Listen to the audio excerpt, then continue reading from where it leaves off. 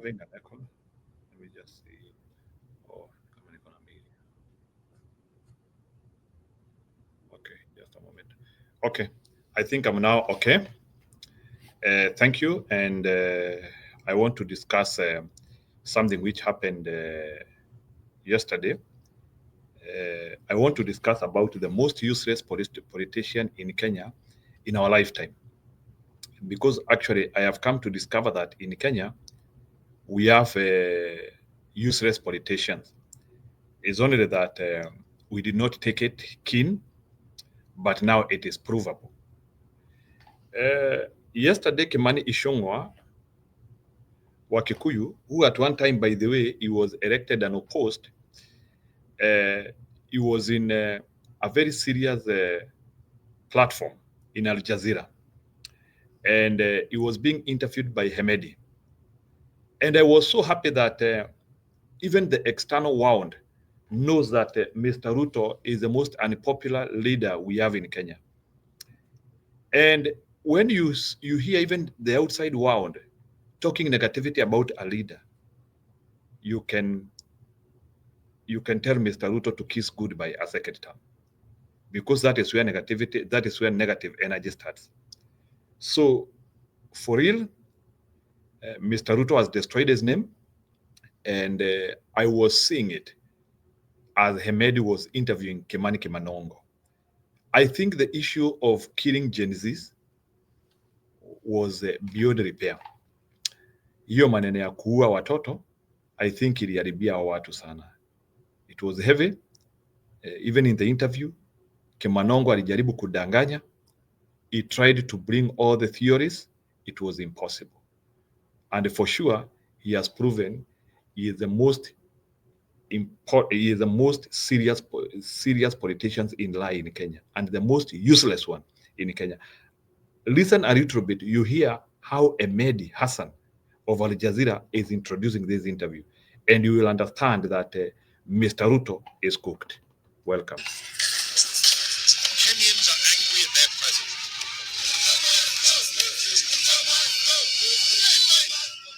Last year, thousands of young Kenyans hit the streets in protest at the rising cost of living and a controversial finance bill put forward by President William Ruto. The government's response? A violent crackdown left dozens dead and sent shockwaves throughout the country. And while the president ultimately backtracked and withdrew the bill, I have this to say to Kenyans. I have had you, and I have had you clearly. Many claim that his government continues to stifle dissent and is behind the spate of abductions that have targeted Ruto's critics. My guest tonight is Kimani Ichung'wah, Majority Leader of the Kenyan National Assembly. He's been in Parliament for more than a decade, is a close ally of President Ruto, and has been a staunch defender of the president's policies. I'm Mehdi Hassan, and tonight I'll go head-to-head with Kimani Ichung'wah. I'll challenge him on his government's brutal crackdown on protesters, on rampant corruption, and on whether President Ruto is really the leader Kenyans want. That is the introduction. I want to interview Kimani Ichung'wah, and that is a Medi, on government crackdown of dissent and rampant corruption. A foreigner. Listen in. Joined by three experts: Owino Okech, Professor of Feminist and Security Studies at University of London SOAS; Irungu Houghton, Executive Director of Amnesty International Kenya; and Moses Langa, Kenyan community leader in the diaspora based in the UK.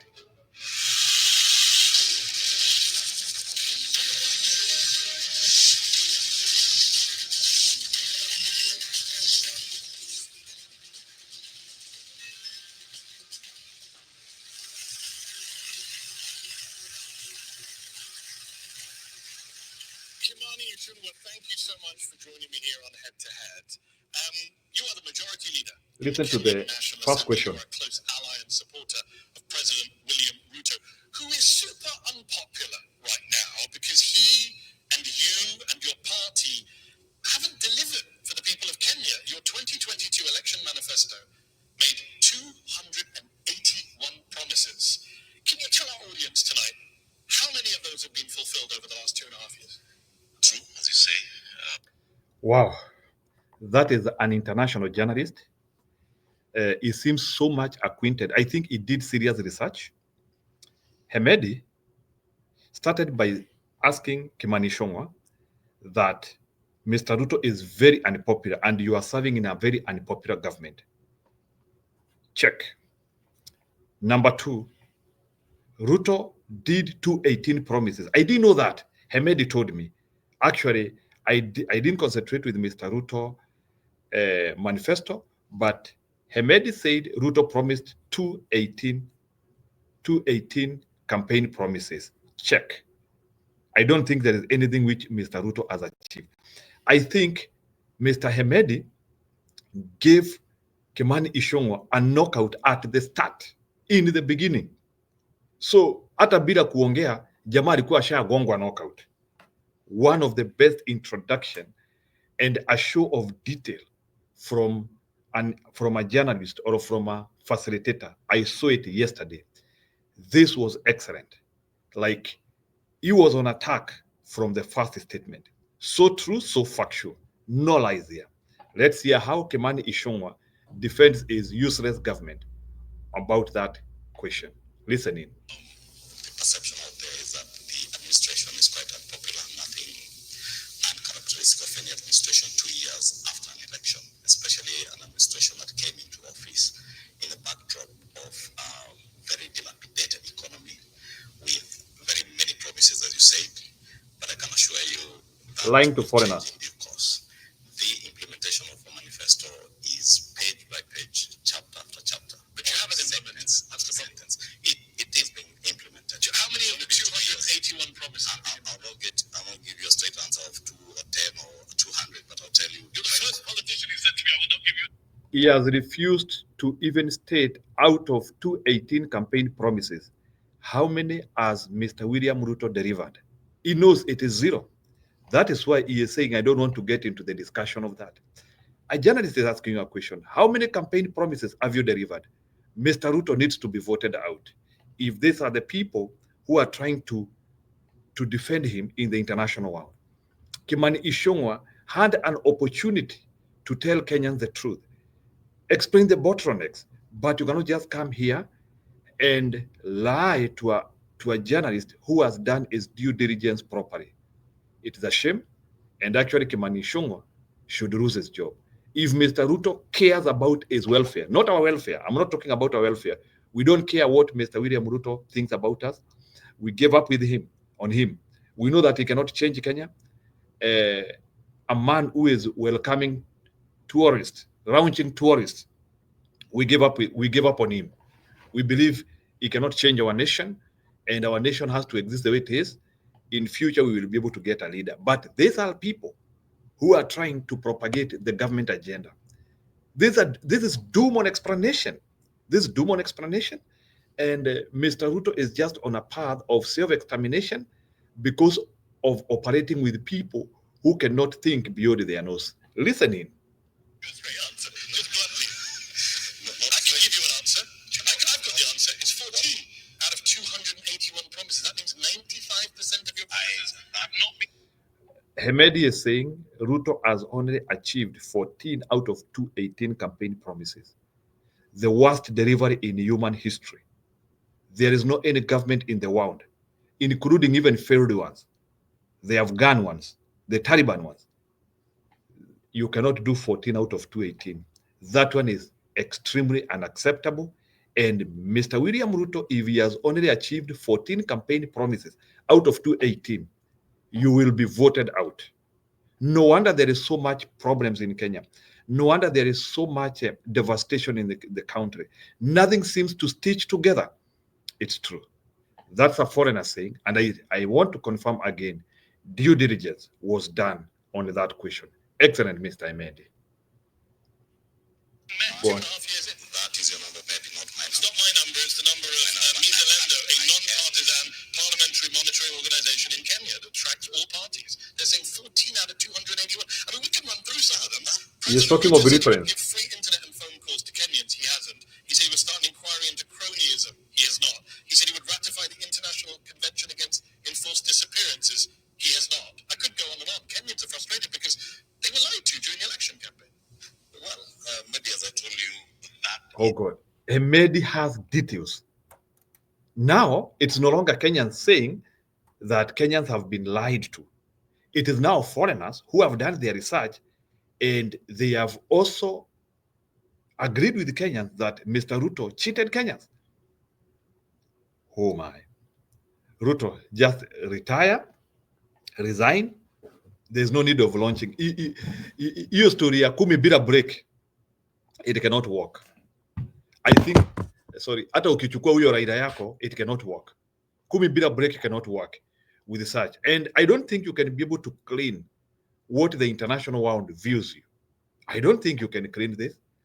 This is beyond propaganda. These are not people trying to talk against you. I don't think there is anything which you denied them. That is why they could be campaigning you.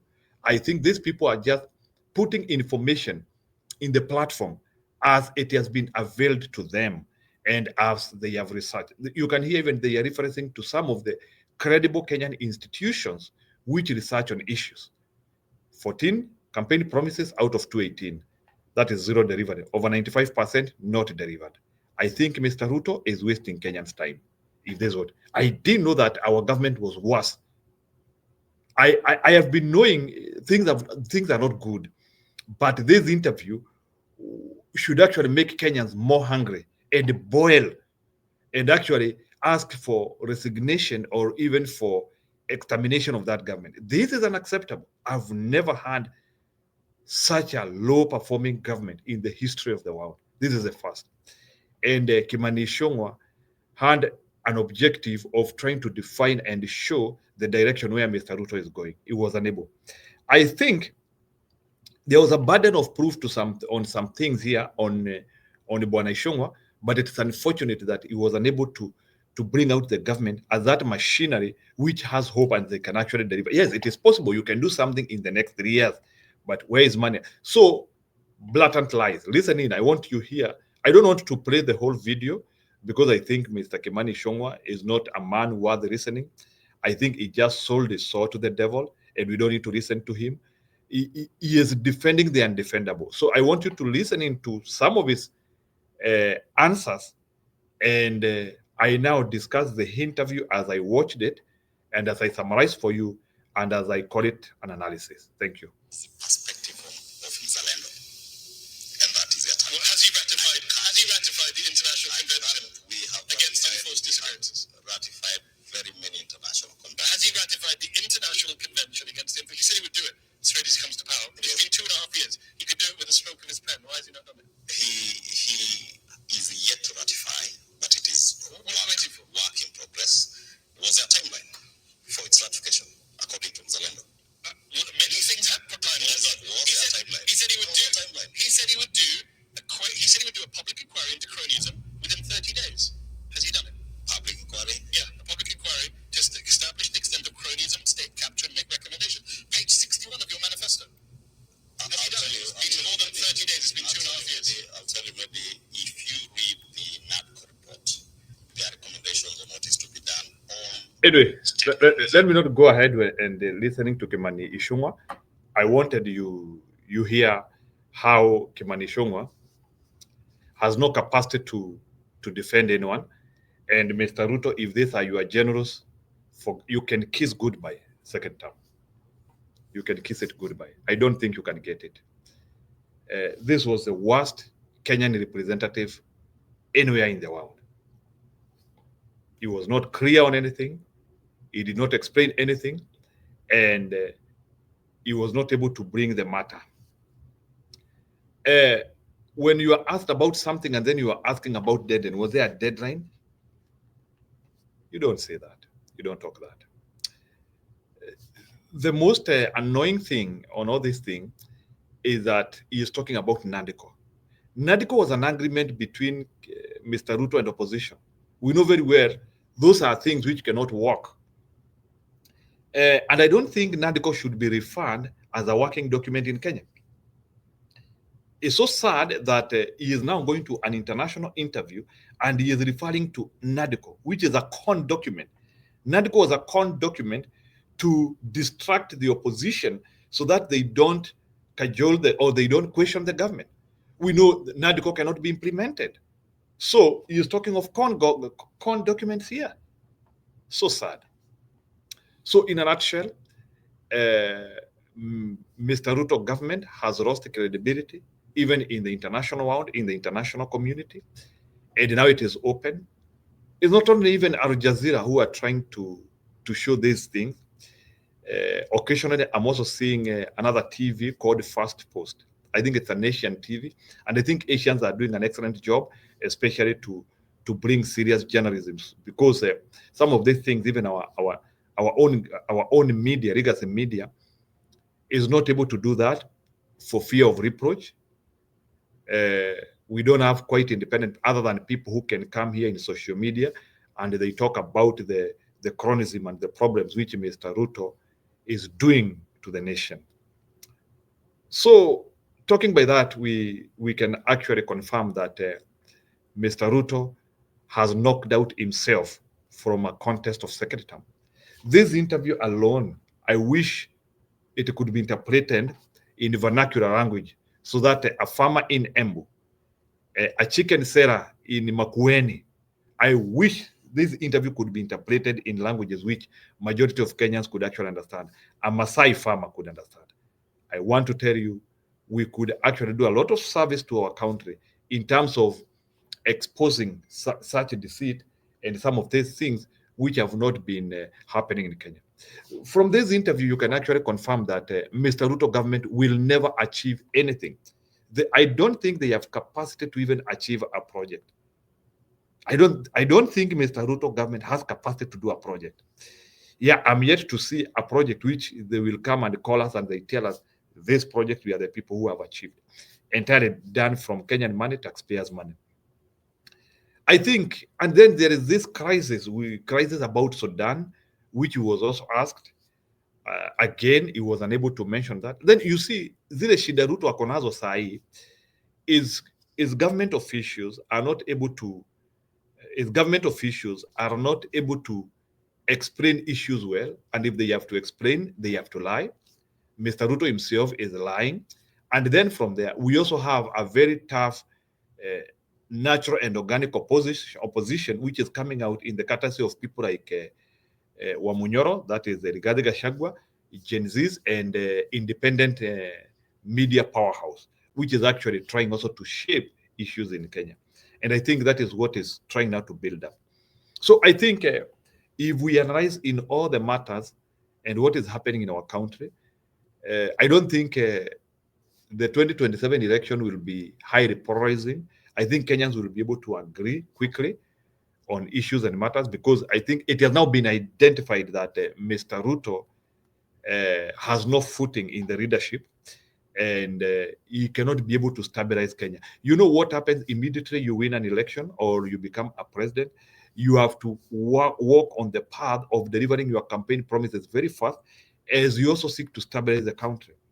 A good model is like what Donald Trump is doing. Donald Trump, since the time he got power up to now, he has just been signing executive orders because actually it is actually known that if your presidency is not able to show uh, good good image or good progress within a period of 100 days, you'll never achieve anything. That's why we usually have those customized 100 days. It's not an illusion. It is something actually which try to show that it is possible to deliver. Mr. Ruto does not care for Kenyans, does not care for what happens to us. I think he doesn't care even if everybody in Kenya plunges to poverty. We cannot work, and it is a shame that at this particular time we have this type of a presidency. This presidency is not acceptable, and the Kenyans have to learn, and we have to start assembling and agreeing that we have to think of how this presidency will be removed from power through the ballot in any election which will come soon, because nothing seems to work. I don't think they need to be given time forever. Let me see if I can be able to take this video to some longer extent. Yeah. Where he's coming from. I think Kenyans are fine with it. Hustling himself. Does it mean, Mehdi, that if I was born into a family of poverty, I should live and die in poverty? I also wasn't born in a very affluent family, but I'm working very hard and I work very hard every day. The day I make it, I also corrupt. Hold on, are you saying yourself? You're talking about yourself, Robert? Yeah. So recently, an MP from your party joked that you were worth 5 billion shillings or $38 million. Is that correct? Joked, and not from my party, exactly from the other party. So can you clarify that? What is your net worth? Well, not 5 billion, definitely. For 1 billion? Probably about close to 1 billion. And that's fine because a lot of people, as you know better than me, you're the majority leader of the Kenyan National Assembly, that Kenyan MPs are among the highest paid in the world in relative terms. People are very upset seeing a lot of MPs flaunting their wealth. They're doing TikToks, they're doing Twitter videos showing their luxury cars, and Kenyans are furious. You know this on social media. They're upset because the MPs are flaunting their wealth. Again, maybe it matters person to person. I have never had to flaunt anything because I have nothing to flaunt. Your party have, but not just. Yeah, that's also another information I think Gen Zs were showing. I think in Wakati, sometimes these people, Kenyan politicians, they show that affluent life, big cars, watches. I think ni akina Murkomen walikuwa wanaonyeshana sijui nguo za kutoka Paris, Monaco. It was so sad because this guy he was even asked about his wealth, and he was talking about 1 billion. Anyway, that question was in regard to corruption, and I don't think Manishunga will ever sit in such an interview again. That was not like a setup. It was like somebody being asked fine questions which you cannot be able to answer. And I think we have indicated, and the worst politician in Kenyan history or in our lifetime was actually unclothed by Hemedi. So let's pray that the international media keeps on exposing Ruto, and actually they could help in getting him out of power. Information is power. Kenyans are getting this information these days. Like I'm going to these videos, first post everywhere. You are meeting like Kenyans are commenting like crazy, which is a good thing. And I think that is how we are going to fumigate our democracy. So until tomorrow, thank you, and I appreciate for listening to me. Let's continue democratizing Kenya and doing what is right, and praying that our nation we will ever get leaders who will come and change the system. Our children need jobs. We need well-paying jobs. We need good farming practices where we are not forcing these life-threatening foods. We need to do a lot as a nation, tranquility, coming together. There is a lot we can do, and we cannot be able to do that under Mr. William Ruto or under Mr. Raila Odinga. I hope we will be able to form that coalition, which will be a coalition of decision, a coalition which will come, threaten Ruto, and get him out of power.